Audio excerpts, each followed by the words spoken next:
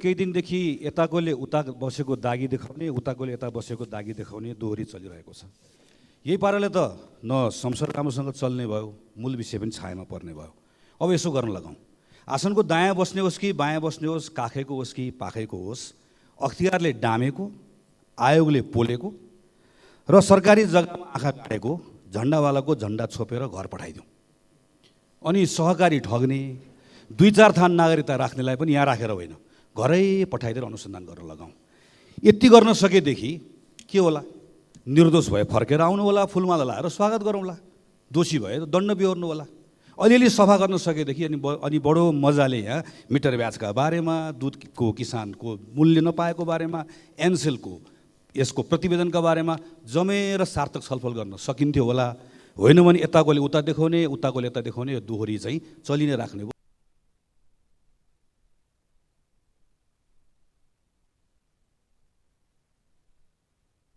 को सुशासन खाई जब देश का रक्षक नै देशको भक्षण गरिरहेको छ भने देशलाई कसले बचाउने? दिउँसै नागरिकको हत्या गर्ने सरकार देशको रक्षा गर्न सकिँदैन। सर्वसाधारणको गल्ती हो र मन्त्रीहरूले गरेको गल्ती होइन। दुष्ट मन्त्रीहरूमाथि तुरन्त कारवाही गर्नुपर्छ भन्ने म जोरदार माग गर्दैछु। धन्यवाद। माननीय सदस्य श्री अर्जुन नरसिंह केसी।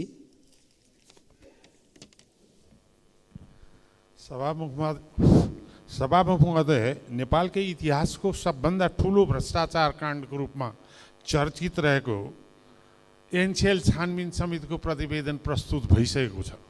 यो प्रतिवेदनलाई केवल पुतलीको खेल जस्तो नाटक मञ्चन गर्ने काम नहोस्, त्यसको वास्तविकता नेपाली जनताले थाहा पाउनुपर्छ।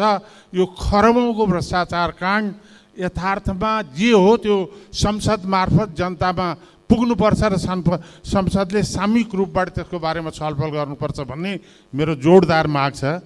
र दोस्रो कुरा चाहिँ नि, यो दुध उत्पादन किसान, मिटर ब्याज पीडितहरूको र लघु वित्त र सहकारी समस्याको अहिले जुन किसिमको आम रूपबाट सार्वजनिक रूपबाट समस्या देखिएको छ त्यसको सरकार तत्कालै समाधानतिर लागोस्। धन्यवाद। माननीय सदस्य श्री अशोक कुमार चौधरी। सम्माननीय सभामुख महोदय, भर्खरै मात्र नेपाली चेली अनिता बस्नेतले वाफ महिला च्याम्पियनसिपमा कर्नरबाट गरेको विश्व स्तरीय गोल चर्चा र इराक विरुद्ध साबिता भण्डारी सम्बाले जादुमय 5 गोल एक्लैले गरेर विश्वको ध्यान तान्न सफल भएकी छिन्। त्यति मात्र होइन, स्मरण रहोस् केही महिना अगाडि सम्पन्न 1900 एसियन गेम्समा नेपालले 2 पदक जितेको थियो र ती दुवै पदक महिला खेलकुदबाट आएको थियो। तर विडम्बना, महिला र पुरुष खेलाडीमा हुने तलब, सेवा, सुविधा एवं पुरस्कार राशिको विभेदले सरकारले गर्ने ठुला समानताका कोरा गफलाई जिस्काइरहेको छ। अन्तर्राष्ट्रिय जगतमा नै नेपालको शिर सदैव उच्च राखिरहेका नेपाली महिला खेलकुदले नेपाली खुबीबाट उत्कृष्ट प्रदर्शन गरिरहँदा नेपाल सरकारले आफ्नो खुबीले कहिले महिला खेलकुदको विषयमा सोच्ने हो? के सामान्य प्रधानमन्त्रीले नेपालीको जितपछि फेसबुक र ट्विटरमा मात्रै दिने बधाई बाहेक यो राज्यको कुनै अस्तित्व छैन?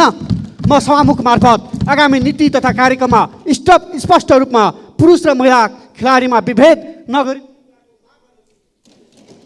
माननीय सदस्य श्री अस्मा कुमारी चौधरी।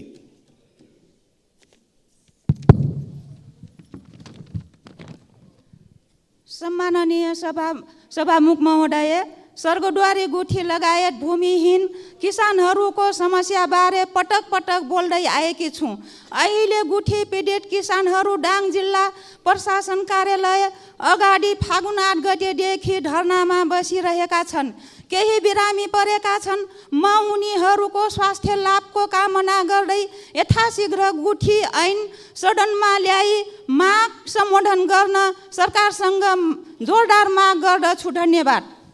माननीय सदस्य श्री असीम शाह। सम्मानीय सभामुख महोदय, मेरो हातमा यो ड्राइभिङ लाइसेन्स छ। यो ड्राइभिङ लाइसेन्सलाई स्मार्ट ड्राइभिङ लाइसेन्स भनिन्छ, तर यो स्मार्ट कसरी हुन्छ मैले अहिलेसम्म बुझ्न सकेको छैन। यो ड्राइभिङ लाइसेन्स 1 लाख प्रति जारी गरिएको छ नक्कली, जसको अहिले अख्तियार र सिआइबीले अनुसन्धान गरिरहेको छ। नेपाल यातायात विभागले 12 लाख कार्ड जर्मनीसँग खरिद गरेको छ, जसलाई छपाई मद्रासको प्रिन्टिङ सेक्युरिटी प्रेसलाई दिएको छ 20 करोड रुपियाँ खर्च गरेर। तर उक्त कार्ड 6 लाख प्रति भेरिफिकेसन नमिलेर फिर्ता आएको छ। $40,000 थपियो भने यो छाप्न मिल्ने भनेर भनिएको छ। स्मार्ट लाइसेन्सको नाममा कार्ड एउटा देशबाट ल्याउने, छाप्ने अर्को देशमा पठाउने, यो कस्तो खेल हुँदैछ? छाप्न पनि नमिल्ने चिप हालेर कार्ड ल्याउने, यो कस्तो स्मार्ट चलखेल हो? जनताले कहिले स्मार्ट लाइसेन्सको नाममा दुःख पाइराख्नु पर्ने हो?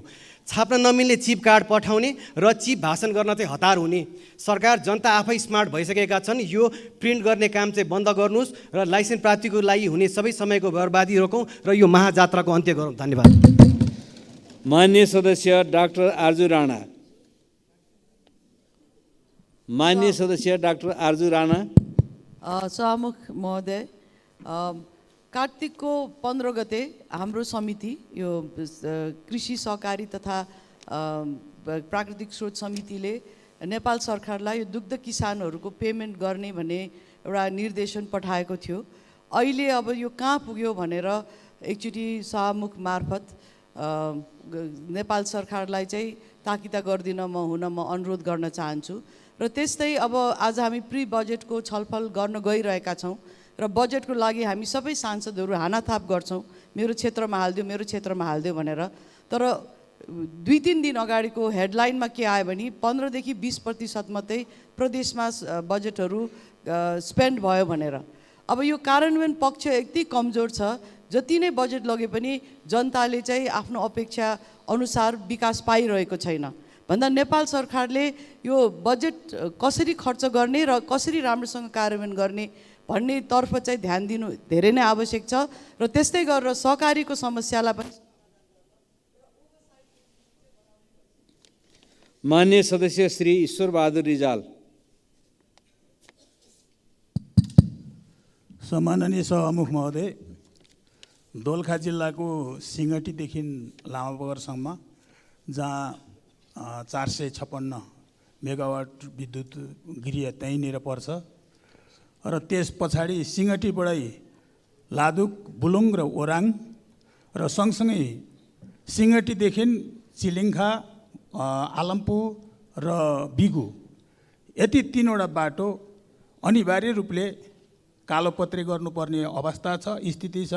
सिंगटीबाट चिलिङ्खासम्मको बाटो त सभामुख महोदयले त्यो अवलोकन गर्नुभएको छ। त्यो एउटा दूरदराजको गाउँमा बस्ने जनताहरूको लागि यी बाटाहरू अत्यन्तै लाभदायक छ र सरकारको म गम्भीर ध्यान आकर्षण गराउन चाहन्छु।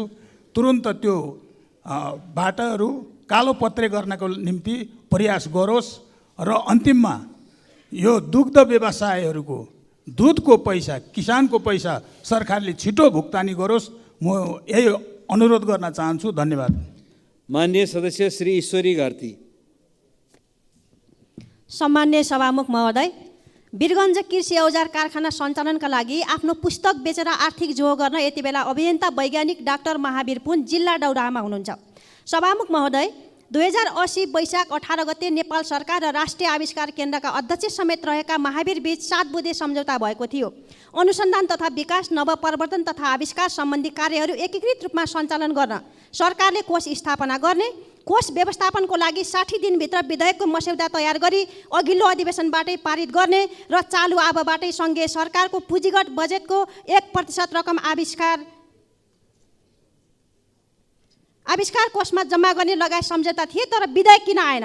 त्यसैले वैज्ञानिक महावीर लगायत नेपालका वैज्ञानिक तथा विज्ञ सरकारवालाको परामर्शमा चाँडै विधेयक ड्राफ्ट गरी चालु संसदमै सो विधेयक ल्याउन र महावीर पुनको पुस्तक किनेर उहाँको लक्ष्य पुरा गर्नमा सहयोग गर्न म सभामुख मार्फत नेपाल सरकारसँग माग गर्दछु। धन्यवाद।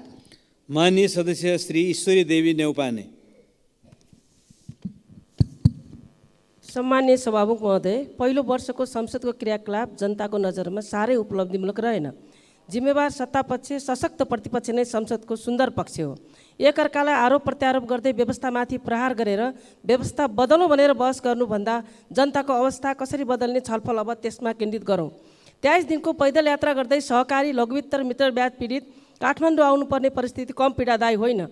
उनीहरूको समस्याको स्थायी समाधानको लागि के गर्ने? परिवारको सपना पुरा गर्न परदेश जान लागेका 2 युवाको गोली लागेर आफ्नै मातृभूमिमा मृत्यु हुँदा त्यो परिवारको सपना चकनाचुर भएको छ। उनको लागि के गर्न सकिन्छ?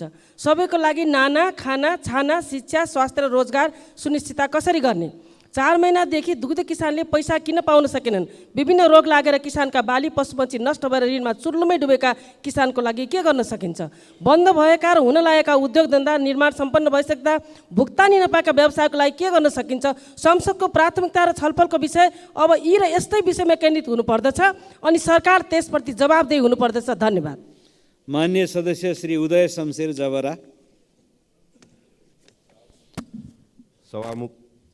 सभामुख महोदय, स्मार्ट लाइसेन्सको कुरा हामी धेरै अगाडिदेखि सुन्दै आएको छौँ, तर हाम्रो लाइसेन्स रिन्यू गर्नको निम्ति र स्मार्ट लाइसेन्स पाउनको निम्ति हामीलाई लगभग 21 महिना लाग्छ। उपत्यकाभित्र अक्टोबर 2022मा रिन्यू गर्न गएको लाइसेन्स अहिलेसम्म हामीले पाइसकेको छैनौँ। यो आजको कुरा होइन, महिनाको कुरा होइन, 5-5 वर्ष 6-6 वर्ष भइसक्यो यो समस्या भइरहेको। मसिनको कुरा पनि आएको छ, तर मैले बुझेको अनुसार यो हामीसँग मसिनहरू, प्रिन्ट गर्ने मसिनहरू उपलब्ध छ। एउटा मसिनले 1 घन्टामा 140वटा कार्ड प्रिन्ट गर्न सक्छ भने 12 घन्टामा अथवा 1 दिनमा 1680वटा कार्ड प्रिन्ट गर्न सक्ने परिस्थिति छ। त्यसैले यो सरकारले नचाहेको कारण यो भएको हो। त्यसैले म नेपाल सरकारलाई ध्यान आकर्षण पनि गर्न चाहन्छु। साथसाथै कुनै पनि व्यक्तिले लाइसेन्स रिन्यू गर्न 1 दिन ढिलो गरे भने डबल फाइन तिर्नुपर्ने परिस्थिति छ। यसमा नेपाल। मान्य सदस्य श्री उर्मिला थेवे। सम्माननीय सभामुख महोदय, गएको जेठ असारमा परेको अविरल वर्षाका कारण ताप्लेजुङ लगायत पहाडी जिल्लामा बाढी पहिरोले थुप्रै नागरिकहरूलाई बेघरबार बनायो। बाढीमा परि केहीको मृत्यु, केही बेपत्ता र केहीको घरबास नै बगायो। अहिले पनि दर्जनौं घर जोखिममा छन्। सभामुख महोदय, यो वर्ष बाढी पहिरो लगायत जोखिमयुक्त ठाउँमा बस्ने नागरिकको सुरक्षाको लागि सरकारसँग के योजना छ? विगत वर्षहरू जस्तै सरकारले लापरवाही नहोस्। अब जोखिममा रहेका बस्तीहरूलाई सुरक्षित ठाउँमा स्थानान्तरण गर्न सरकारले तत्काल योजना बनाओस् भनी सभामुख मार्फत सरकारको ध्यान आकर्षण गराउँछु। धन्यवाद। मान्य सदस्य श्री उर्मिला माझी। सम्माननीय सभामुखज्यू, आज फागुन 14 गते नेपालको 240 वर्ष सामन्ती निरङ्कुश र जाने राजतन्त्रको अन्त्य गरी सङ्घीय लोकतान्त्रिक गणतन्त्र स्थापनाको लागि भएको महान जनयुद्धको क्रममा 2052 फागुन 14 गते आजकै दिन महान शहीद 11 वर्षे दिलबहादुर रम्तेलाई तत्कालीन राज्यले हत्या गरेको दिन, गणतन्त्र स्थापनाको लागि बलिदानको सुरुवात भएको त्यो दिनमा म जनयुद्ध, जनआन्दोलन, मधेस आन्दोलन लगायत सबै परिवर्तनको लागि भएका आन्दोलन र सङ्घर्षका महान शहीदहरूप्रति उच्च सम्मानसहित भावपूर्ण श्रद्धाञ्जली अर्पण गर्न चाहन्छु।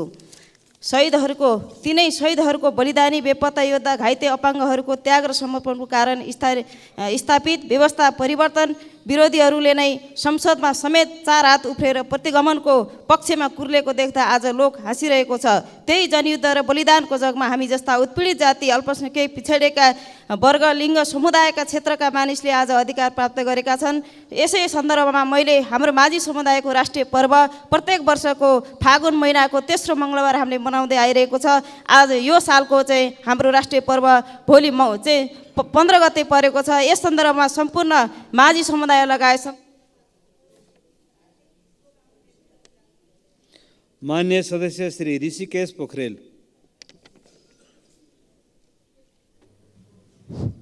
सम्मान्य सभामुख महोदय, कुरा ताजपुरिया अल्पसङ्ख्यक जनजातिको 2078 को जनगणनाले देशभरिमा करिब 21,000 जनसङ्ख्या देखाउँछ। विशेषतः झापा, मोरङ र सुनसरीमा मात्र बसोबास रहेको ताजपुरिया जातिको बसोबास देख्छौँ। तत्काल यो ताजपुरिया जातिलाई विशेष संरक्षण नगर्ने हो भने लोप हुने खतरा देखिन्छ। त्यसैले नेपालको संविधानको धारा 43 र धारा 56 को 5 अनुसार लोप उन्मुख अल्पसंख्यक जनजातिमा सूचीकृत गर्न र ताजपुरिया जातिका लागि विशेष संरक्षित क्षेत्र घोषणा गरी सुरक्षा गर्न म नेपाल सरकारलाई हार्दिक माननीय सदस्य श्री एकनाथ ढकाल। सभामुख महोदय, विश्वको 181 मुलुकसँग नेपालको द्विपक्षीय सम्बन्ध र 30 मित्र राष्ट्रहरूमा नेपाली राजदूतावास छ। तर नेपालको अन्तर्राष्ट्रिय सम्बन्ध भने निरन्तर कमजोर हुँदैछ र व्यवस्थामा पर्दै गएको प्रति म सरकारको ध्यान आकर्षण गराउन चाहन्छु। सन् 2006 मा 76औं स्थानमा रहेको नेपालको पासपोर्ट गरिबी, बेरोजगार, भ्रष्टाचार र सरकारको कमजोर कूटनीतिका कारण 2024 मा 103औं स्थानमा झरेको छ। प्रधानमन्त्रीज्यू, नेपालमा विभिन्न शक्ति राष्ट्रका सरकार प्रमुखहरूको भ्रमण किन हुँदैन, म यो पनि प्रश्न गर्न चाहन्छु। त्यस्तै गरी केही समय भएको संयुक्त राष्ट्रसङ्घका महासचिवको भ्रमण पनि यो एक्सिडेन्टल थियो, योजनाबद्ध थिएन। के नेपाल सधैँ क्षेत्रीय राजनीतिको चपेटामा पिल्सिएर बस्ने हो? अर्को विषय, कतिपय मित्र राष्ट्रहरूले नेपालमा दूतावास हुँदा पनि नेपालीलाई भिसा आवेदन गर्न दिल्ली जानुपर्ने बाध्यता सिर्जना गरेका छन्। यो आपत्तिजनक छ। यस विषय देशको प्रतिष्ठासँग पनि जोडिएकोले एक उच्च स्तरीय कार्यदल बनाएर समाधान खोजिनुपर्छ। गठबन्धन सरकारको घण्टामा घाम लागोस् र कूटनीतिमा पनि प्राथमिकता जाओस्। धन्यवाद। माननीय सदस्य श्री कल्पना चौधरी।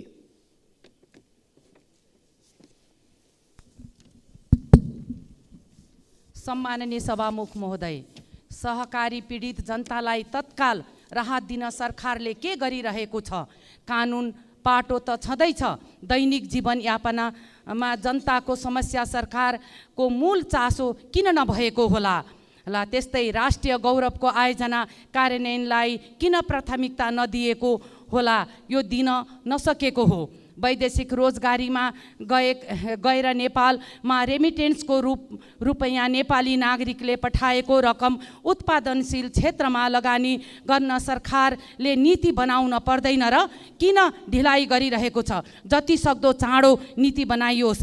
त्यस्तै सभामुख महोदय, आफू हुँदा सबै ठिक सबै राम्रो, अर्को हुँदा सबै ठिक सबै नराम्रो भन्ने प्रवृत्तिलाई छाडौँ। आफ्नो बारीको कुहिएको सब्जी पनि असाध्यै हाइजेनिक, असाध्यै मिठो, असाध्यै राम्रो। अर्काको बारीको जति नै राम्रो भए पनि त्यो सडेको देख्ने यो प्रवृत्तिलाई हामीले त्यागौँ। सभामुख महोदय, यो जुन ईर्ष्यापट। माननीय सदस्य श्री कान्तिका सेजवाल।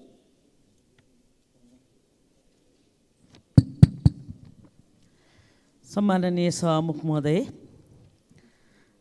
म फेरि पनि कर्णालीकै कुरा, कर्णाली लगायत अन्य हिमाली जिल्लाहरूमा अहिले पानी पनि नपर्दा र हिमपात नहुँदाखेरि हिउँदे बाली राम्रो हुन नसक्ने सम्भावना बढी देखिएको छ र कृषकहरूले पनि त्यो बताउँदै आएका छन्। त्यसका लागि खडेरी पर्नु अगाडि हामीले कस्तो योजनाहरू बनाएका छौँ, सम्बन्धित निकायको ध्यान आकर्षण गराउन चाहन्छु। त्यस्तै तरकारी बिक्री गर्ने सब्जी मण्डीका तरकारी किसानहरूले मूल्य नपाएर छटपटिरहेको अवस्था छ। त्यस्तै दुग्ध व्यवसायीहरूले दुध बिक्री गर्ने ठाउँमा उहाँहरूले मिल्क होलिडे भनेर घोषणा गर्नुभएको छ। त्यसको समाधान छिटै होस् भनेर ध्यान आकर्षण गराउन चाहन्छु। त्यस्तै गरेर यो पशु चिकित्साहरूको अनुमान अनुसार नेपालमा जुन अफ्रिकन जुन स्वाइन फिभर आउँदैछ भन्ने जुन अनुमान गर्नुभएको छ र उहाँहरूको भनाइअनुसार यो बङ्गुर कृषकहरूले जुन माननीय सदस्य डाक्टर कालुराम राई। सम्माननीय सभामुख महोदय, नेकपा एमाले सहकारीलाई समाजवाद उन्मुख अर्थतन्त्रको एउटा खम्बा मानेको छ। भर्खरै झापा जिल्लाको केही पालिकाहरूमा केही अराजक तत्त्वहरूले ब्याङ्क, वित्तीय संस्था तथा सहकारीको ऋण तिर्न पर्दैन भनी समाजमा अराजकता मचाइरहेको सुनिएको छ। अत यस्ता अराजक व्यक्तिहरूको क्रियाकलापलाई तुरुन्त नियन्त्रण गरियोस् भनी म सरकारसँग आग्रह गर्दछु। यसै गरी सभामुख महोदय, सोही जिल्लाको गौरीगञ्ज गाउँपालिका वडा नम्बर 2 टटुवामारीमा अवस्थित अति प्राचीन करिब 4 बिघा क्षेत्रफल भएको सिमसार चौनी पोखरी अहिले कङ्क्रिटाइजेसनको चपेटमा परेर सङ्कटग्रस्त छ। उक्त सिमसारलाई वातावरणविदहरूको सल्लाहमा वातावरण मैत्री संरचना गर्दै कछुवा संरक्षण कार्य गरियोस् भनी म सरकारसँग आग्रह गर्दछु। धन्यवाद। मान्य सदस्य श्री किरण कुमार शाह। सम्माननीय सभामुख महोदय, साम्राज्यकालीन युगमा सम्राटहरू नगरमा बस्थे। सबै सुविधा नगर केन्द्रित हुन्थ्यो। नगर बाहिरका गाउँहरू करको स्रोत मात्र हुन्थ्यो। सम्राटहरूले नगरबाट सेना पठाएर गाउँहरूबाट किसानहरूका उत्पादन दमाशाही ढङ्गले उठाएर आउँथे। तर गाउँलेहरू कुनै सुख सुविधा, सुरक्षा र समृद्धि दिँदैनथे। अहिलेको नेपालले पनि उही त साम्राज्यकालीनको झल्को दिन्छ।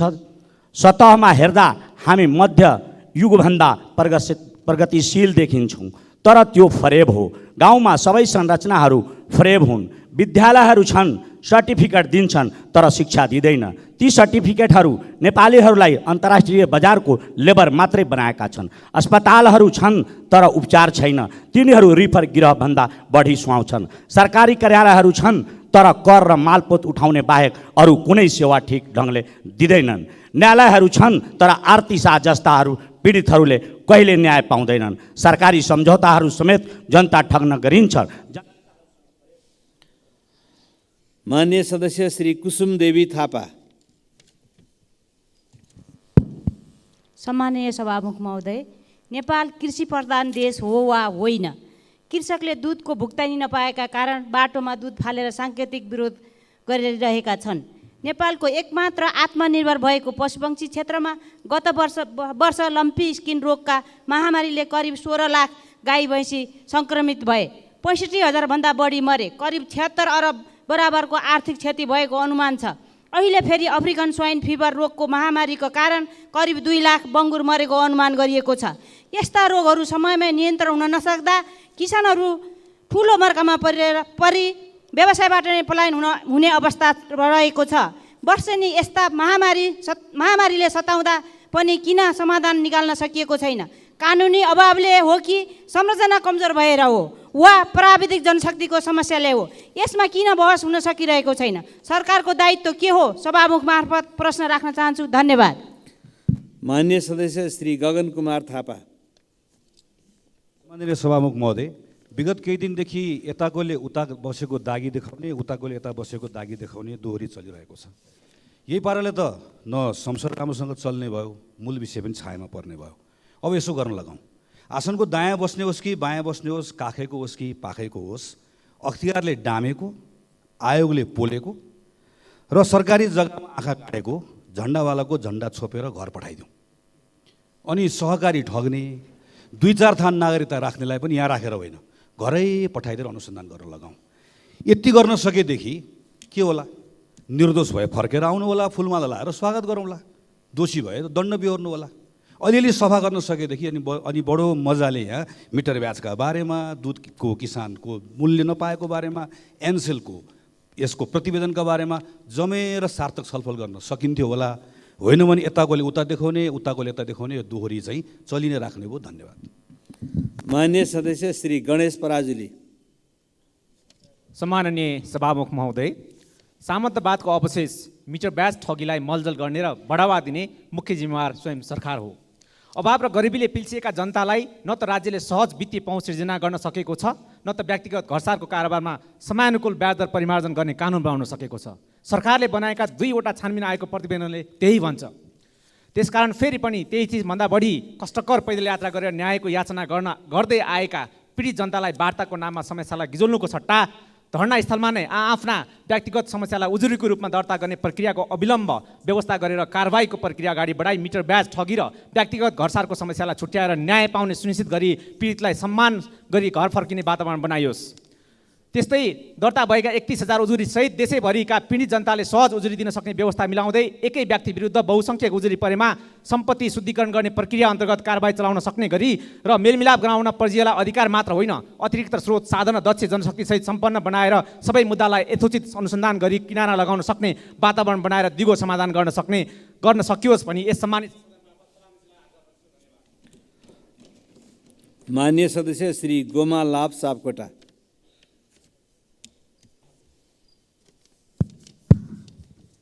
सम्मान्य सभामुख महोदय, अहिले देशभरिकै सरकारी वा गैर सरकारी कार्यालयमा जनताको काम गर्न बिना घुस कतै कुनै काम भइरहेको छैन। सभामुख महोदय, न्यायपालिका पुरै भागभण्डा भइसकेको अवस्थामा छ। देशको शिक्षा र स्वास्थ्य क्षेत्र भने धाराशायी भएको अवस्था छ। देशका उद्योग धन्दाहरू बन्द हुने अवस्थामा छन् र नेपाली युवाहरू वर्षौँ 8 लाख भन्दा बढी विदेशिन बाध्य छन्। यस्तो स्थिति हाम्रो देशमा किन प्रतिदिन आइरहेको छ भनी म नेपाल सरकारसँग सोध्न चाहन्छु। सभामुख महोदय, दाइजोको कारणले आरती शाहको हत्या गरेको आज 1 वर्ष पुग्न लागिसकेको छ। आरती शाहको परिवार 24 घण्टा लगातार धरनामा छन् र उनीहरूलाई कहिले सरकारले न्याय दिन्छ भनी म गृहमन्त्रीसँग सोध्न चाहन्छु। धन्यवाद। मान्य सदस्य श्री गंगा प्रसाद यादव। सम्मान्य सभामुख महोदय, जनसरकारको विषयमा सरकार उदासीन रहेको बखतमा जनसरोकारको कुराहरू उठाउनु पर्दा साह्रै दुःख लागेको छ। सिराहा जिल्लाको विभिन्न भागमा खानेपानीको अभाव देखिन थालेको छ र भर्खरै अस्ति खानेपानी मन्त्रीज्यूले मेरो मन्त्रालयमा त एकदमै थोरै रकम छुट्याएछ भनेर जानुभयो।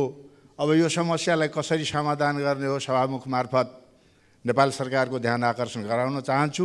साथसाथै अब केही दिनपछि केही समयपछि बर्खाको सिजन आइरहेको छ र सिराहा जिल्लाको पूर्वी भाग बलान नदीले सखुवा, सिमराहा, करैया, तिलेबोना लगायतका गाउँहरू एकदमै जोखिममा छ।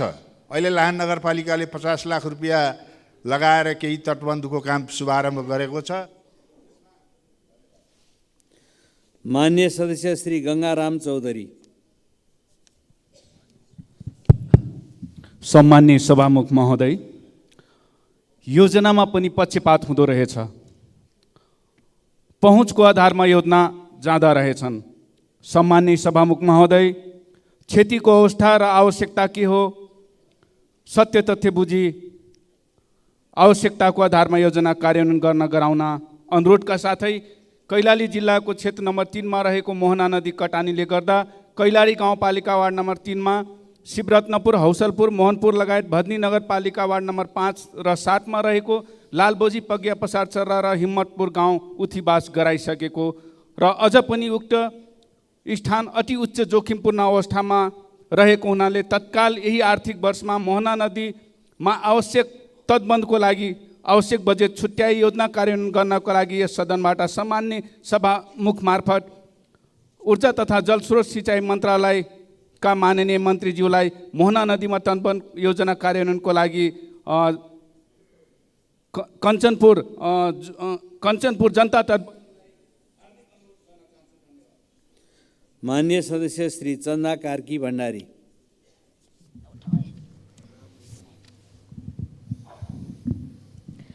सम्मान्य सभामुखज्यू, भ्रष्टाचार र कुशासनले समाजमा भित्रभित्रै भेट्नै नसक्ने गरी जरा गाडेको छ र विषालु सर्प झैँ सरकारी कार्यालयका ढोकाहरूमा यो बेरिएर बसेको छ। फुकाउन जानेलाई नै त्यसले डसेर मार्ने अवस्था छ। गत अधिवेशनहरूमा वर्षैभरि हामीले भ्रष्टाचार, तस्करी, स्वास्थ्य, शिक्षा, रोजगारी, खस्कितो अर्थतन्त्र, युवा पिँढीको विदेश पलायन, कृषि जस्ता धेरै विषयमा सरकारलाई झकझकाउने प्रयत्न गऱ्यौँ, तर यी आवाजहरूले सरकारले सुनेन र बोलेन पनि। यसपालि त हियरिङ एडको र साइनरको व्यवस्था गर्नुपर्छ कि कि भन्ने पनि मनमा लागेको थियो, तर सोचेँ त्यो काम लाग्दैन, किनभने उहाँहरूको ध्यान कसरी कोसँग गठबन्धन गरेर सत्तामा पुग्न र सत्ता टिकाउन सकिन्छ भन्ने गणितीय दाउपेचमा मात्रै केन्द्रित छ। जनताको बारे सोच्ने फुर्सद भए हजारौँ नेपालीहरू महिनौँ पैदल यात्रा गरेर रुन काठमाडौँ आउनुपर्छ र तीन कलिला बालकहरूले राज्यमा गोली खाएर मर्नुपर्छ र राज्यको गोली खाएर एउटा नौजवान उद्यमीले जिउमा आगो सल्काएर मर्नुपर्छ र वर्षेनी 40,000 जनता सडक दुर्घटनामा मर्छन् र किसानले बाटोमा दुध र तरकारी फाल्नुपर्छ र हाम्रो सैकडौँ चिकित्सकहरूले विदेशले लिएको परीक्षामा उत्कृष्ट नतिजा ल्याए बापत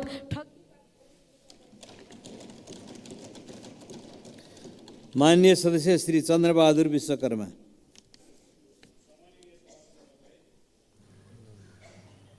सम्माननीय सभामुख महोदय,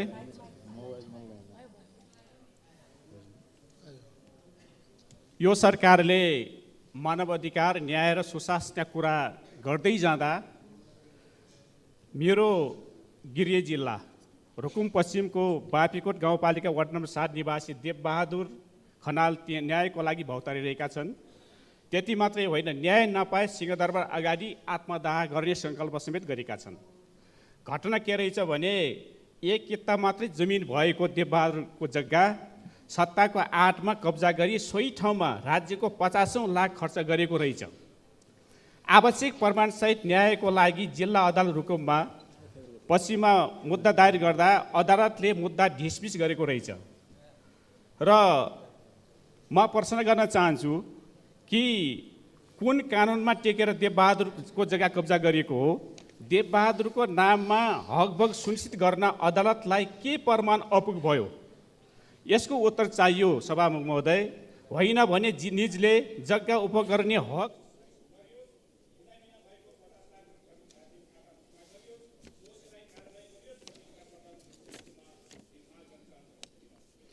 माननीय सदस्य श्री छिरिङ डमडुल लामा।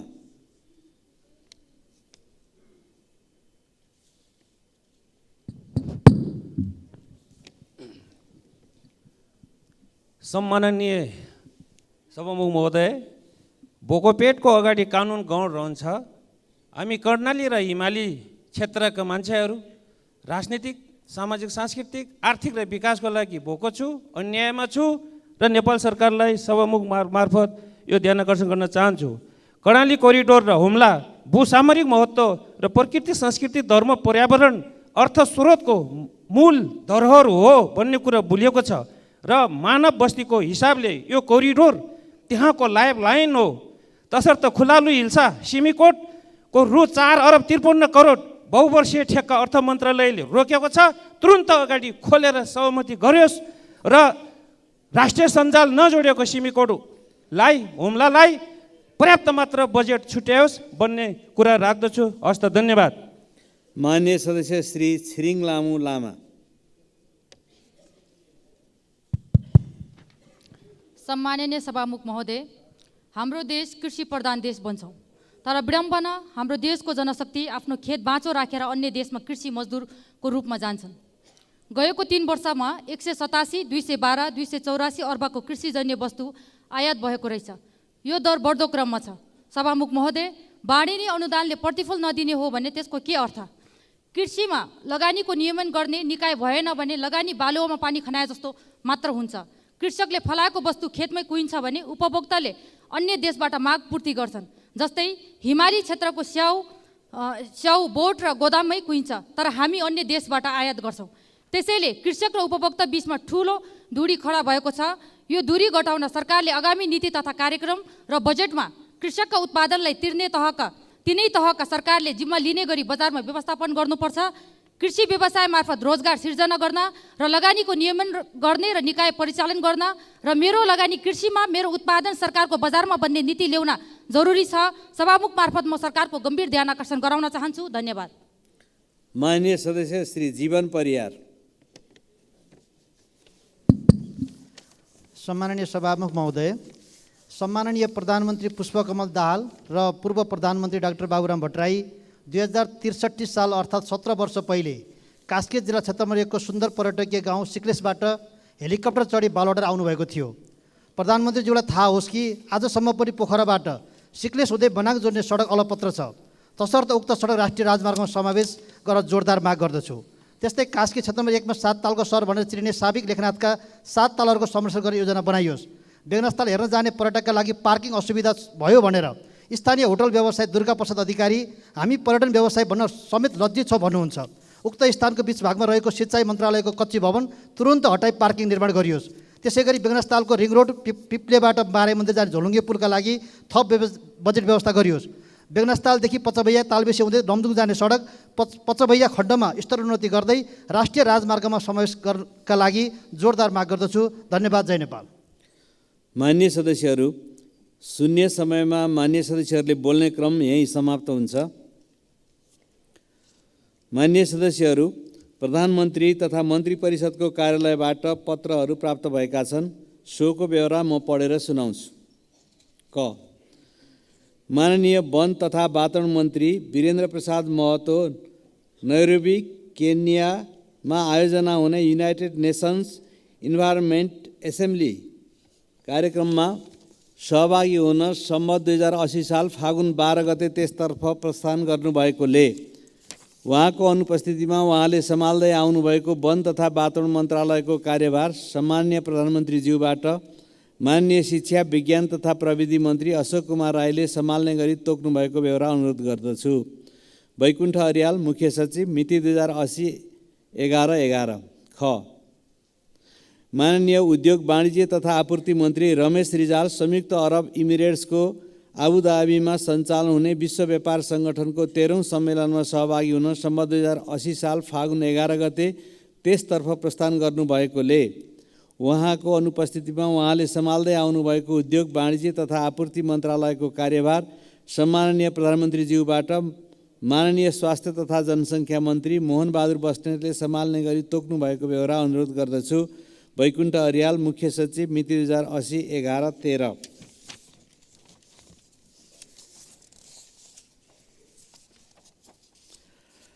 मान्य सदस्यहरू, अब मान्य अर्थमन्त्री डाक्टर प्रकाश शरण महतलाई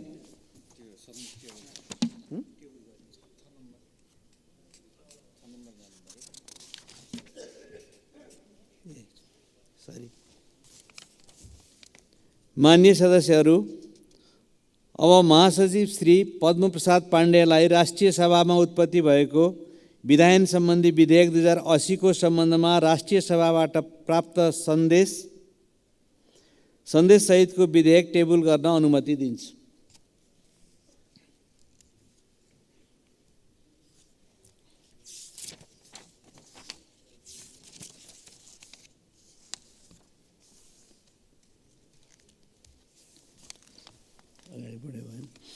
मान्य सदस्यहरू, अब माननीय अर्थमन्त्री डाक्टर प्रकाश शरण महतलाई आर्थिक वर्ष 2081-82 को लागि विनियोजन विधेयकका सिद्धान्त र प्राथमिकता सम्बन्धमा कर प्रस्ताव बाहेक माथि छलफल गरियोस् भन्ने प्रस्ताव प्रस्तुत गर्न अनुमति दिन्छु।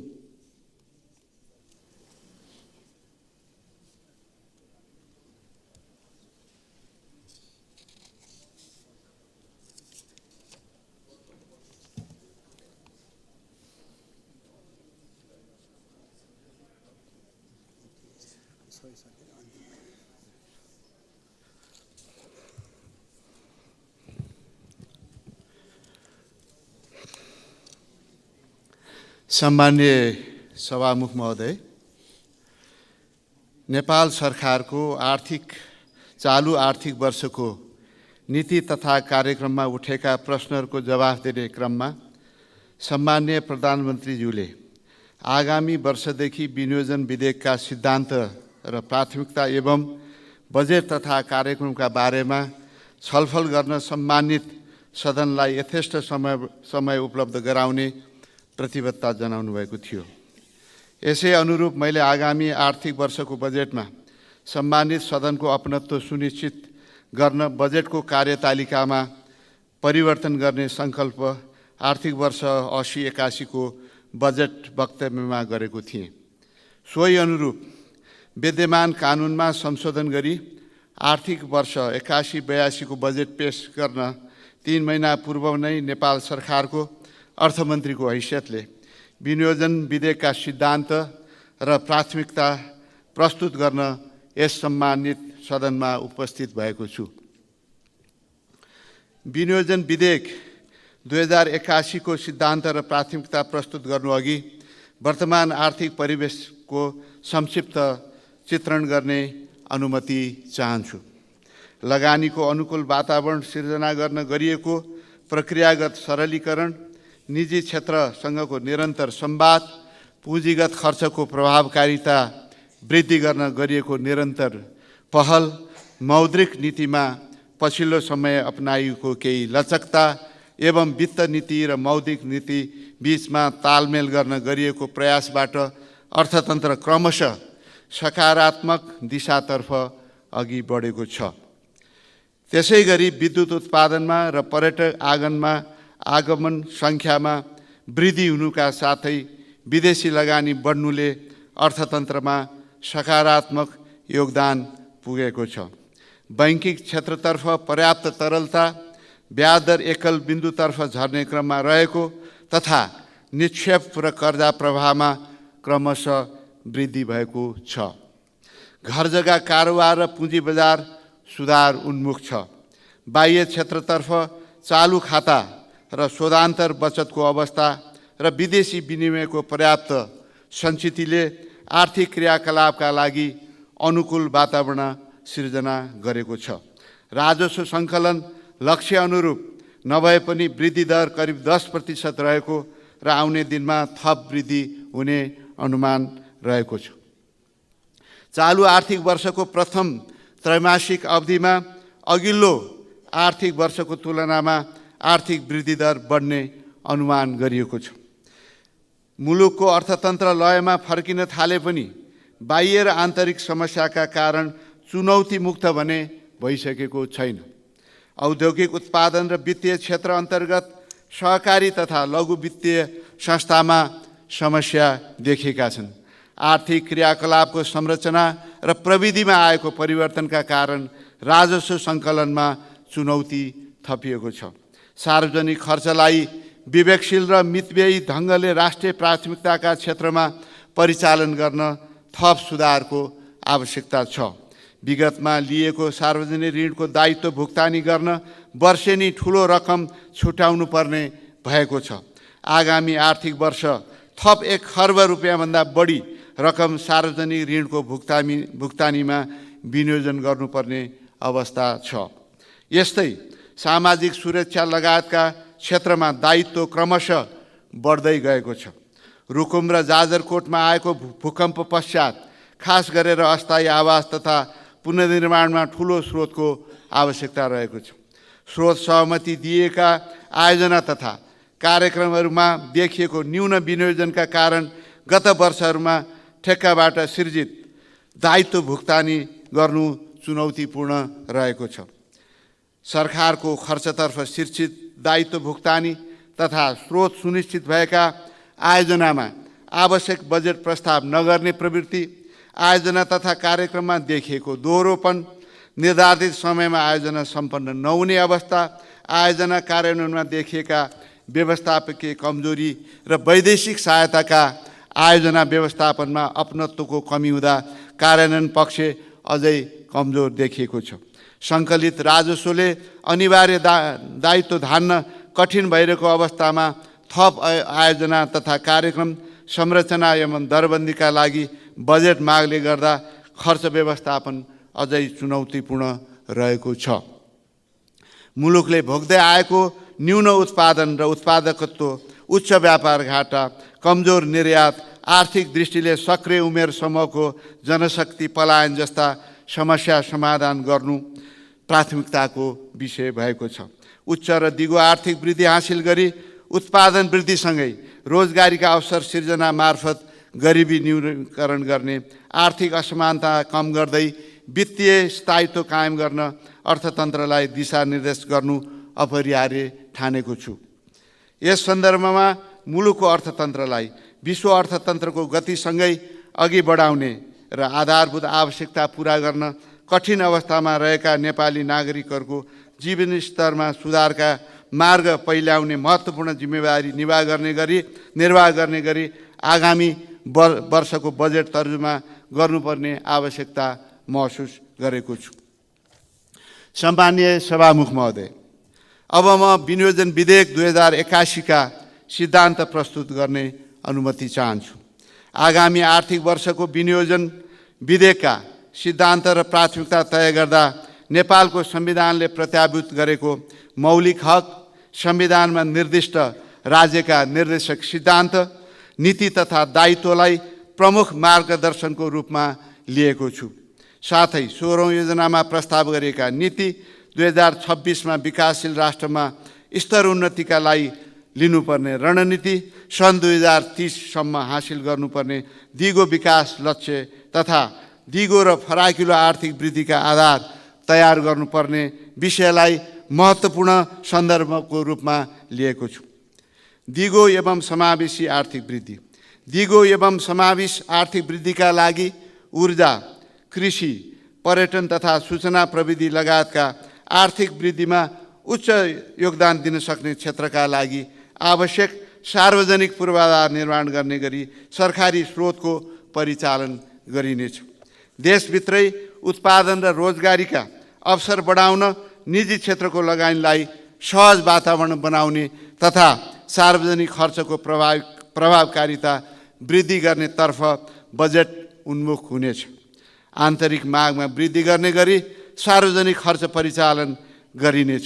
सीमाङ्ककृत वर्ग र पछाडि परेका क्षेत्रका लागि लक्षित कार्यक्रम सञ्चालन गरी उत्पादन र रोजगारीमा पहुँच पुर्याइनेछ। अर्थतन्त्रका बाह्य र आन्तरिक सूचाङ्कहरूलाई प्रभावित पार्ने वित्त र मौद्रिक नीतिहरूलाई एकै लयमा सबल र सुदृढ बनाई समष्टिगत आर्थिक स्थायित्व कायम गरिनेछ। सरकारको आम्दानी र खर्च बीच सन्तुलन कायम गरी सार्वजनिक वित्तलाई सुदृढ र दबावमुक्त बनाउनेतर्फ बजेट उन्मुख हुनेछ। आयात प्रतिस्थापन र निर्यात प्रवर्तन गरी व्यापार घाटा क्रमशः घटाउँदै लगिनेछ। सार्वजनिक वित्त सन्तुलन र विनियोजन कुशलता अभिवृद्धि। सार्वजनिक खर्चको विनियोजनमा कुशलता वृद्धि गरिनेछ। सार्वजनिक खर्चलाई औचित्यपूर्ण बनाउने गरी थप प्राथमिकीकरण गर्ने, पूर्व तयारी भएका आयोजनाको मात्र निर्माण कार्य अघि बढाउने र प्राथमिकता प्राप्त आयोजनामा स्रोतको अभाव हुन नदिने व्यवस्था गरिनेछ। सार्वजनिक खर्चलाई गुणात्मक रूपमा बढाउँदै निजी लगानी उत्प्रेरित हुने गरी परिचालन गरिनेछ। सार्वजनिक स्रोतलाई सेवा प्रवाह, आर्थिक सामाजिक पूर्वाधार विकास र मानव पुँजी निर्माणमा लगानी गरिनेछ। वैदेशिक अनुदान तथा सहुलियतपूर्ण ऋणलाई राष्ट्रिय प्राथमिकता र प्रतिफल प्राप्त हुने क्षेत्रमा परिचालन गरिनेछ। निजी लगानी सङ्कुचित नहुने गरी सार्वजनिक ऋण परिचालन गरिनेछ। जलवायुसँग सम्बन्धित कोषहरूको परिचालन गर्न सम्बन्धित पक्षसँग वार्ता र संवादलाई घनीभूत बनाइनेछ। वित्तीय अनुशासन सुदृढ गर्ने नीतिगत व्यवस्था गरी सञ्चित कोषलाई सहज अवस्थामा कायम राखिनेछ। सामाजिक क्षेत्रको विकास र सामाजिक न्याय। संविधानको मर्म अनुरूप समतामूलक समाज निर्माणका लागि स्रोत, साधन र अवसरको न्यायोचित वितरण गरिनेछ। सामाजिक क्षेत्रमा लगानी र साधनको पुनर्वितरणका कार्यक्रममा स्रोतको उपलब्धताका आधारमा आवश्यक रकम विनियोजन गरिनेछ। शिक्षा र स्वास्थ्य क्षेत्रमा सबैको पहुँच र गुणस्तर सुधार गर्न रकम विनियोजन गरिनेछ। लगानीको प्रतिफलबाट सबै वर्ग समुदाय लाभान्वित हुने गरी अवसरको सृजना र समन्यायिक वितरण प्रणाली विकास गरिनेछ। राज्यबाट प्रदान गरिने सबै प्रकारका अनुदान र सुविधाहरूमा दोहोरोपन हटाई क्रमशः लक्षित वर्ग केन्द्रित हुने व्यवस्था मिलाइनेछ। निजी क्षेत्र र लगानी प्रवर्धन। उत्पादकत्व र आर्थिक वृद्धिमा निजी क्षेत्रको नेतृत्वदायी भूमिका स्थापित गरिनेछ। सम्बत 2081 वैशाखमा हुने लगानी सम्मेलन मार्फत स्वदेशी तथा विदेशी लगानीकर्ताहरूलाई लगानी बढाउन अनुकूल वातावरण सिर्जना गर्न आवश्यक नीतिगत, कानुनी तथा संस्थागत सुधार गरिनेछ। संहिता र सुशासन प्रवर्धन, संविधान बमोजिम प्रदेश तथा स्थानीय तहमा जिम्मेवारीहरू हस्तान्तरण गर्न आवश्यक कानुन तर्जुमाका साथै संस्थागत व्यवस्था गरिनेछ। दक्ष, पारदर्शी एवं उत्तरदायी वित्तीय प्रणाली सम्वर्धन गर्दै वित्तीय संहितालाई थप प्रभावकारी बनाइनेछ। समावेशी र सन्तुलित आर्थिक विकासका लागि आवश्यक नीतिहरू निर्माण गर्न प्रदेश र स्थानीय तहसँग थप समन्वय र सहकार्य गरिनेछ। सङ्घ, प्रदेश र स्थानीय तहको खर्च संरचनामा मितव्ययिता, सुशासन र पारदर्शिताको माध्यमबाट खर्चको प्रभावकारिता सुनिश्चित गरिनेछ। सरकारले प्रदान गर्ने सबै प्रकारका अनुदान, आयोजना तथा कार्यक्रममा हुने दोहोरोपना हटाउन प्रदेश र स्थानीय तहसँग आवश्यक समन्वय गरिनेछ। सार्वजनिक सेवा प्रवाहलाई सङ्घीय शासन प्रणालीका मूल्य र मान्यता अनुरूप थप नागरिक मैत्री र सरल बनाइनेछ। सार्वजनिक सेवामा सूचना प्रविधिको अधिकतम उपयोग गरिनेछ। दिगो विकास र जलवायु परिवर्तन, जलवायु परिवर्तनका सवालहरूलाई क्षेत्रगत नीति र कार्यक्रममा आन्तरिकीकरण गरिनेछ। दिगो विकास लक्ष्य हासिल गर्न बजेट केन्द्रित गरिनेछ। दिगो विकास हासिल गर्न बजेट केन्द्रित गरिनेछ। आर्थिक सामाजिक विकास लागि दिगो बनाउन विकास प्रक्रियाका हरेक चरणमा दिगो विकासको अवधारणालाई आन्तरिकीकरण गर्दै लगिनेछ। हरित अर्थतन्त्रको विकास र प्रवर्धनका लागि नीतिगत, कानुनी र संस्थागत प्रबन्ध गरिनेछ। जलवायु परिवर्तनबाट नेपालमाथि परेको प्रतिकूल प्रभाव न्यूनीकरण गर्न क्षतिपूर्ति दिने विषयलाई अधिकारको रूपमा स्थापित गर्न अन्तर्राष्ट्रिय मञ्चमा प्रभावकारी ढङ्गले प्रस्तुत गरिनेछ। जलवायु परिवर्तनबाट नेपाललाई परेको प्रभावलाई मध्यनजर राखी अनुकूलन र न्यूनीकरणका कार्यक्रममा अन्तर्राष्ट्रिय विकास सहायता परिचालन गर्न पहल गरिनेछ। सम्माननीय सभामुख महोदय, अब म विनियोजन विधेयक 2081 का प्राथमिकता प्रस्तुत गर्ने अनुमति चाहन्छु। जलविद्युत विकास, जलविद्युतमा आन्तरिक र बाह्य लगानी प्रवर्धन गरी उत्पादन वृद्धि गरिनेछ। जलविद्युतको आन्तरिक खपतमा वृद्धि गरी मुलुकमा हरित अर्थतन्त्रको विकास गर्न जोड दिइनेछ। जलविद्युतलाई अर्थतन्त्रको महत्त्वपूर्ण मेरुदण्डको रूपमा विकास गरी आन्तरिक आवश्यकता पूर्तिका साथै निर्यातमा जोड दिइनेछ। निर्माणाधीन विद्युत आयोजनाहरू र प्रसारण लाइनको लागत मूल्य बढ्न नदिन निर्धारित समयमा सम्पन्न गर्न जोड दिइनेछ। हिउँदयाममा हुने ऊर्जा आपूर्तिको कमी पुरा गर्न ठुला तथा जलाशयुक्त आयोजनाहरूको निर्माण प्रारम्भ गरिनेछ। विद्युत सेवाको पहुँच नपुगेको क्षेत्रमा विद्युत सेवा उपलब्ध गराउन सौर्य ऊर्जा र अन्य नवीकरणीय ऊर्जाको विकासमा जोड दिइनेछ। अन्तर्देशीय विद्युत प्रसारण लाइनको निर्माण गरी विद्युत निर्यातको लागि आवश्यक पूर्वाधार तयार गरिनेछ। ग्रिन हाइड्रोजनको विकास र लगानीको सम्भाव्यता अध्ययन अगाडि बढाइनेछ। कृषिको आधुनिकीकरण तथा व्यावसायिकरण, कृषि उपजमा आत्मनिर्भरता हासिल गर्न अन्न, फलफुल, तरकारी, दूध, अन्डा र मासुको उत्पादन, भण्डारण, प्रशोधन एवं वितरण प्रणालीमा सुधार गर्दै व्यावसायीकरणमा जोड दिइनेछ। कृषिमा रहेको उच्च उत्पादन लागत कम गर्न व्यावसायीकरण र आधुनिक प्रविधिमा जोड दिइनेछ। आन्तरिक उत्पादनलाई प्रतिस्पर्धी बनाउन संरक्षण र उत्पादनमा आधारित अनुदान दिने नीतिलाई कार्यान्वयन गरिनेछ। रासायनिक मलको दिगो आपूर्ति व्यवस्था मिलाइनेछ। मुलुकमा नै रासायनिक मल कारखाना खोल्ने प्रक्रियालाई अगाडि बढाइनेछ। प्राकृतिक र प्राङ्गारिक मलमा आधारित खेतीलाई प्रोत्साहन गरिनेछ। पहाडका टार र तराई मधेसका थप क्षेत्रमा सिँचाइ सुविधा विस्तार गर्न जोड दिइनेछ। सहुलियतपूर्ण कर्जा, उन्नत प्रविधि तथा तालिम, सिँचाइ सुविधा, मल बिउको उपलब्धता सुनिश्चित गरी कृषि उपजको उत्पादकत्व अभिवृद्धि गरिनेछ। सङ्घ, प्रदेश र स्थानीय तहको समन्वयमा कृषि उत्पादन, बजारीकरण र वितरण व्यवस्था मिलाइनेछ। जमिनको चक्लाबन्दी तथा बाँझो जमिनको उपयोग गरी व्यावसायिक खेतीलाई प्रोत्साहन गरिनेछ। कृषि क्षेत्रमा सिपयुक्त जनशक्ति र कृषि उद्यमीलाई गुरु किसानको रूपमा विकास गरी उद्यमी बन्न चाहने युवालाई प्रोत्साहन गरिनेछ।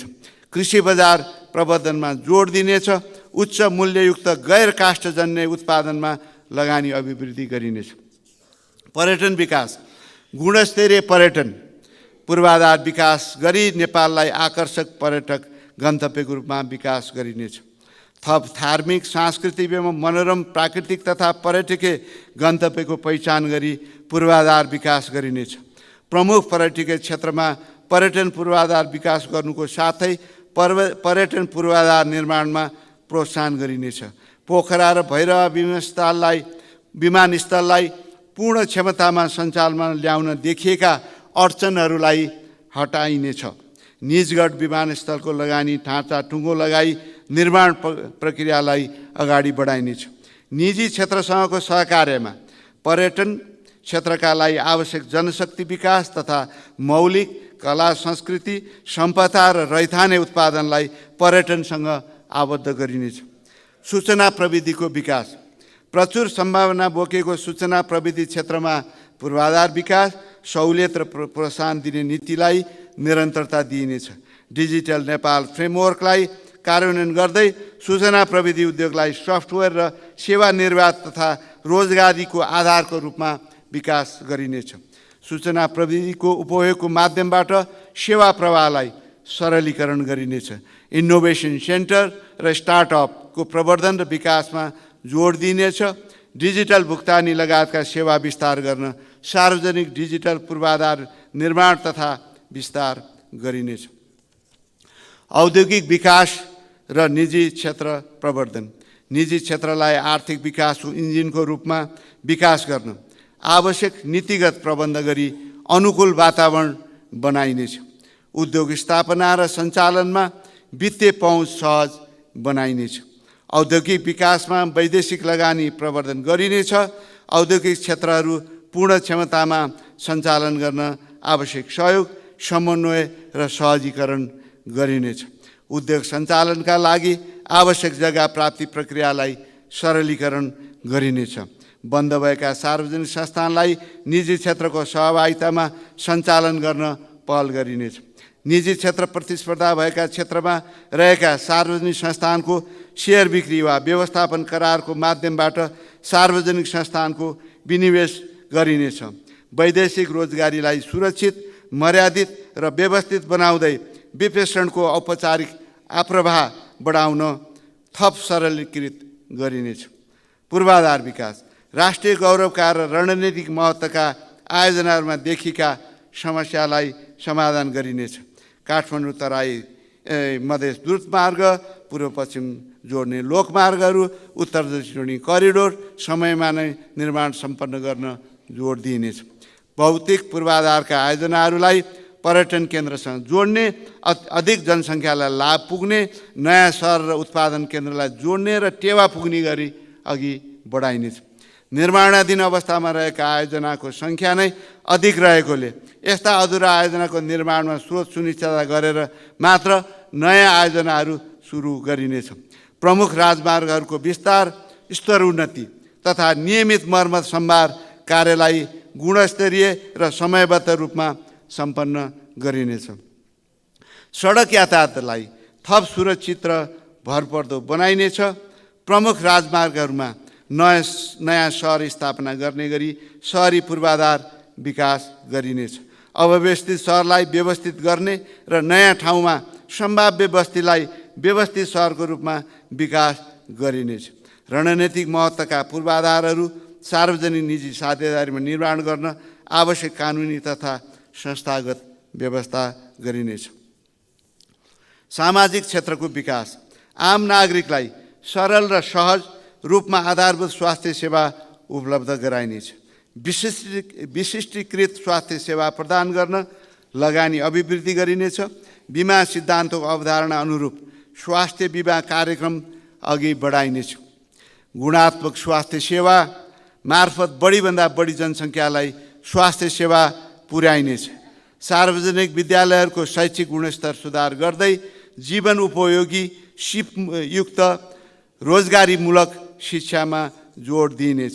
विद्यार्थी सङ्ख्याको आधारमा सार्वजनिक विद्यालयहरूको पुनर्नक्साङ्कन गरी विद्यालयहरूलाई सुविधा सम्पन्न बनाइनेछ। प्राविधिक र व्यावसायिक धारमा गुणस्तरीय उच्च शिक्षा प्रदान गर्न जोड दिइनेछ। उच्च शिक्षालाई अनुसन्धानमा आधारित बनाउन जोड दिइनेछ। आधारभूत र गुणस्तरीय खानेपानी सेवामा सबै नागरिक पहुँच स्थापित गरिनेछ। नेपाली युवाको क्रिकेट लगायतका खेलमा देखिएको बढ्दो अभिरुचिलाई मध्यनजर राखी प्रतिस्पर्धात्मक क्षमता अभिवृद्धि गर्न सरकारले थप लगानी गर्नेछ। खेलकुद पूर्वाधार विकासमा जोड दिनेछ। सामाजिक न्याय, सामाजिक सुरक्षा र संरक्षण कार्यक्रममा रहेको दोहोरोपना हटाउँदै सामाजिक सुरक्षा र संरक्षणका कार्यक्रम दिगो र लक्षित वर्गमा केन्द्रित गरिनेछ। स्रोत र साधन एवं अवसरमा सीमाङ्ककृत समुदाय र समूहको पहुँच अभिवृद्धि गरिनेछ। लैङ्गिक विभेद र महिला हिंसा न्यूनीकरणका कार्यक्रमलाई थप प्रभावकारी बनाइनेछ। अपाङ्गता, वर्गीय, जातीय, क्षेत्रीय, भाषिक र लैङ्गिक आधारमा हुने विभेद र सबै प्रकारका छुवाछुत र कुरीतिको अन्त्य गर्न जोड दिनेछ। उत्पादन र वितरणको उचित संयोजन गरी आय असमानता कम गर्ने र गरिबी निवारण गर्ने कार्यक्रमलाई प्राथमिकता दिइनेछ। भूमिको एकीकृत र डिजिटल अभिलेखको आधारमा सेवालाई सहज र सरल बनाइनेछ। हरित तथा उत्थानशील विकास र विपद व्यवस्थापन, जलवायु परिवर्तनबाट सिर्जना हुने विपद न्यूनीकरण गरिनेछ। जलवायु परिवर्तन अनुकूलनका कार्यक्रमहरू सञ्चालन गरिनेछ। क्षेत्रगत नीति तथा कार्यक्रममा जलवायु परिवर्तनको विषयलाई आन्तरिकीकरण गरिनेछ। मानवजन्य र प्राकृतिक विपदबाट हुने क्षति र जोखिम न्यून गर्न पूर्व तयारीमा विशेष जोड दिइनेछ। जलवायु परिवर्तनको प्रभावले सिर्जना हुने आकस्मिक दायित्व व्यवस्थापनका लागि नवीनतम वैकल्पिक वित्तीय उपकरणहरूको विकास गरिनेछ। वन जङ्गलको संरक्षण र व्यावसायिक उपयोगलाई प्रवर्धन गरिनेछ। मानव तथा वन्य जन्तु मैत्री भौतिक पूर्वाधार विकास गरिनेछ। जनसाङ्ख्यिक लाभको उपयोग र युवा शक्तिको परिचालन, युवा लक्षित उद्यमशीलता विकास र आन्तरिक रोजगारी सिर्जना गर्दै युवाहरू कामका लागि विदेश जानुपर्ने परिस्थितिलाई कम गर्दै लगिनेछ। युवाहरूलाई व्यावसायिक सिप एवं प्राविधिक शिक्षा प्रदान गरी सिपयुक्त बनाइनेछ। खेलकुद प्रतियोगिता सञ्चालन र खेलाडीको क्षमता विकासमा जोड दिनेछ। सार्वजनिक र निजी क्षेत्रमा युवा शक्तिको क्षमता उपयोग गर्न इन्टर्नसिप कार्यक्रम सञ्चालन गरिनेछ। वित्तीय क्षेत्र सुदृढीकरण, वित्तीय क्षेत्रको नियमन र सुपरिवेक्षण थप प्रभावकारी बनाई स्वस्थ, प्रतिस्पर्धी र भरपर्दो वित्तीय क्षेत्र विकास गरिनेछ। बैङ्क तथा वित्तीय संस्था, लघु वित्त, बिमा र पुँजी बजारका नियामक निकायको व्यावसायिक वृद्धि गर्नुका साथै पारदर्शिता र जवाबदेहिता सुदृढ बनाइनेछ। सहकारी क्षेत्रको नियमनका लागि आवश्यक कानुन र संस्थागत व्यवस्था मिलाइनेछ। लघु वित्त र सहकारीमा बचतकर्ताको लगानीको सुरक्षाको व्यवस्था मिलाइनेछ। कानुनी शासन र शान्ति सुरक्षा, संविधानको कार्यान्वयन मार्फत कानुनी शासनको प्रवर्धन तथा शान्ति सुरक्षाको प्रत्याभूति गरिनेछ। सार्वजनिक सेवा प्रवाहलाई सेवाग्राही मैत्री एवं भरपर्दो बनाइनेछ। अन्तर्राष्ट्रिय सहयोग र सम्बन्ध, सभामुख महोदय, छिमेकी एवं मित्र राष्ट्रहरूसँग सन्तुलित र आपसी हित अभिवृद्धि गर्दै पारस्परिक लाभका आधारमा अन्तर्राष्ट्रिय सम्बन्ध स्थापित गरिनेछ। आर्थिक कूटनीतिको माध्यमबाट विकसित एवं उदयमान अर्थतन्त्रबाट प्राप्त हुन सक्ने लाभको उपयोग गरिनेछ। विदेश स्थित नेपाली नियोगहरूलाई वैदेशिक लगानी वृद्धि, पर्यटन तथा व्यापार प्रवर्धनमा परिचालन गरिनेछ। अन्तर्राष्ट्रिय क्षेत्रमा नेपालको उपस्थिति सबल बनाइनेछ। सम्माननीय सभामुख महोदय, मैले माथि उल्लेख गरेका सिद्धान्त र प्राथमिकताका आधारमा बजेटको बाँडफाँड गर्दा उत्पादन वृद्धिलाई टेवा पुग्ने गरी प्राथमिकता प्राप्त आयोजनामा सार्वजनिक खर्च केन्द्रित गरिनेछ। चालु खर्चलाई नियन्त्रण गर्दै दोहोरो कार्यक्षेत्र भएका संरचना क्रमशः खारेज गर्दै लगिनेछ। निर्माणाधीन आयोजना सम्पन्न गर्न र स्रोत सुनिश्चित गरेका आयोजनाहरूलाई आवश्यक रकम विनियोजन गरिनेछ। आयोजना वर्गीकरणको आधार तथा मापदण्ड पुरा भई पूर्व तयारी सम्पन्न भएका आयोजनालाई बजेट विनियोजन गर्ने नीति लिइनेछ। सरकारको खर्च बेहोर्ने प्रमुख स्रोतका रूपमा रहेको राजस्व परिचालनलाई प्रभावकारी बनाइनेछ। व्यवसाय र लगानी मैत्री कर नीति लिइनेछ। कर प्रणाली पुनरावलोकन गर्न गठित समितिको सुझाव समेतका आधारमा कर प्रणालीलाई सुधार कार्य अगाडि बढाइनेछ। राजस्व प्रशासनमा आधुनिक प्रविधिको अधिकतम उपयोग गरी राजस्व प्रशासन व्यावसायिकता अभिवृद्धि, करदाताको व्यवसायी लागत घटाउने गरी कर प्रणाली सुधारका कार्य अगाडि बढाइनेछ। करको दायरामा नआएका नयाँ व्यावसायिक क्षेत्र लक्षित गरी बजार अनुगमन र कर परीक्षण प्रभावकारी बनाइनेछ। कर चुहाट नियन्त्रणमा संस्थागत समन्वय सुदृढ बनाइनेछ। आगामी आर्थिक वर्षको विनियोजन विधेयकका सिद्धान्त र प्राथमिकताको जगमा तर्जुमा हुने बजेटले मुलुकको समष्टिगत आर्थिक स्थायित्व कायम गर्न सघाउ पुर्याउनुका साथै अर्थतन्त्रले गति लिने विश्वास लिएको छु। सङ्घीय प्रणालीले सिर्जना गरेको सम्भावनाको उपयोग गरी तीव्र आर्थिक वृद्धि तथा सन्तुलित र समावेशी आर्थिक विकासको माध्यमबाट आम नागरिकमा आर्थिक सामाजिक लाभको समतामूलक वितरण गर्न मार्ग प्रशस्त हुनेछ। प्रस्तुत सिद्धान्त तथा प्राथमिकता उप मान्य सदस्यज्यूहरूबाट रचनात्मक सल्लाह, सुझाव र सहयोग प्राप्त हुने अपेक्षा गरेको छु। मान्यज्यूहरू सल्लाह, सुझाव र सहयोग आगामी आर्थिक वर्षको बजेट तर्जुमाका लागि महत्त्वपूर्ण मार्गदर्शनको रूपमा रहने विश्वास दिलाउन चाहन्छु। धन्यवाद। जय नेपाल। अन्तमा सम्माननीय सभामुख महोदयको अनुमतिले आर्थिक वर्ष 2081-82 लागि विनियोजन विधेयकका सिद्धान्त र प्राथमिकतामा कर प्रस्ताव बाहेक माथि छलफल प्रारम्भ गरियोस् भनी प्रस्ताव पेश गर्दछु। धन्यवाद।